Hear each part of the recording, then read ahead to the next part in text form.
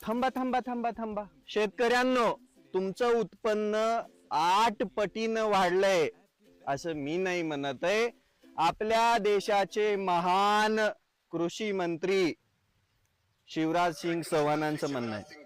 कई किसानों की आय दुगनी हुई है और केवल दुगनी नहीं माननीय अध्यक्ष महोदय, कई की चौगनी भी हुई है और कई की 8-8 गुनी भी हुई है.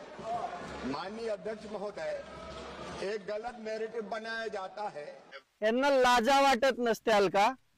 बहुतेक यांनी जो अभ्यास केला आहे, ज्या शेतकऱ्यांचा अभ्यास केला आहे, त्या भिकारचोट आमदार खासदारांचा केला असेल, ज्यांनी निवडणुकीच्या प्रतिज्ञापत्रामध्ये शेती असा उल्लेख केला, शेतकरी असा उल्लेख केला आणि शेतीमधली कमाई त्या प्रतिज्ञापत्रावरती टाकली.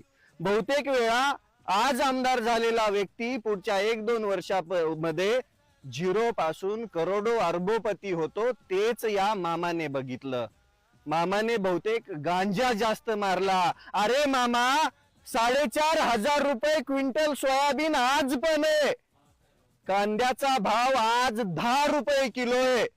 आज पण त्या प्रत्येक शेतमालाचे भाव तिथंच आहेत जिथं तुम्ही सत्तेत यायच्या आधी होतात.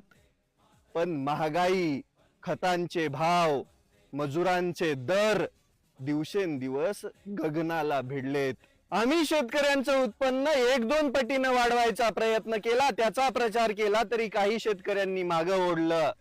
पण हे जेव्हा 8-8 पटीनं उत्पन्न वाढतो म्हणतात, तेव्हा हे अंडुले अंडभक्त कुठे आहेत? जे भिकार चोट आहेत, जे शेतकऱ्याच्या पोटाला जन्मलेत, पण गुणगान इथल्या सत्ताधाऱ्यांचं करतात.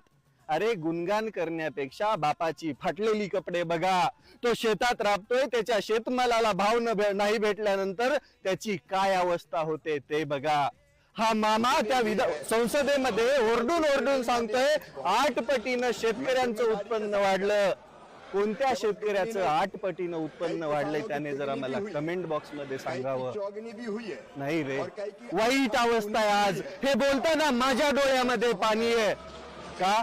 कारण की मला कळवळा नाही. मी पण स्वतः शेतकरी आहे, या शेतामध्ये राबतो. शेतकरी बापाच्या पोटाला जन्म घेतलाय. मला माहिती आहे शेतकऱ्याचे काय कष्ट आहेत. ते कष्ट केल्यानंतर जेव्हा शेतकरी माल विकायला जातो आणि कवडी मोल भावाने माल विकून येतो, त्याच्या पदरामध्ये केलेला खर्च पण पडत नाही, त्यावेळेस खरी अवस्था शेतकऱ्याची वाईट झालेली असते. आणि ते कोणालाच दिसत नाही. यांना फक्त कागदावरचे आकडे दिसतात, पण ऍक्च्युअल ग्राउंड लेवलवरची परिस्थिती कोणालाच माहित नाहीये. मामा, जे 8 पटीनं उत्पन्न वाढलंय म्हणतात ना, एकदा या शेतामध्ये बघा शेतकऱ्यांची परिस्थिती, मग समजेल कोणत्या शेतकऱ्याचं उत्पन्न